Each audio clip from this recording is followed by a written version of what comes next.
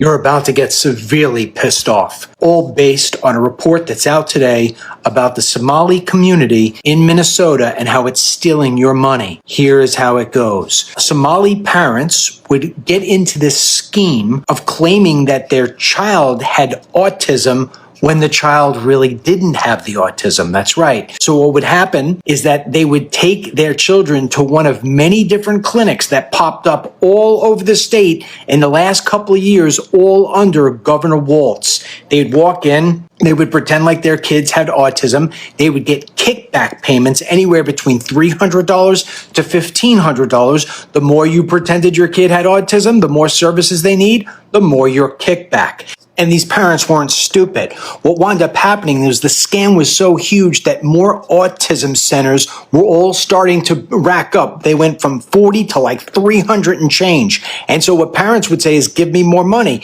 And if you didn't give them more money on a kickback, they went to another center. And the reason why other places didn't get involved with this is because the Somalis said they needed specific centers for them to be more delicate to the Somali needs.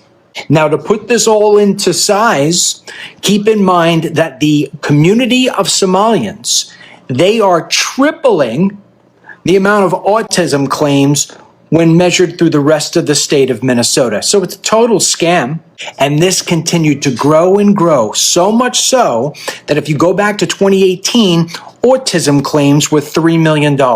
By 2023, $400 million, and you've been paying for all of it. Some of that money going towards donations for the campaign of Ilhan Omar, that's what they're reportedly saying, all happening under Governor Walz's watch, you know, Tampon Tim. Of course. But to make all of this worse, the money was being sent in many cases back over to Somalia.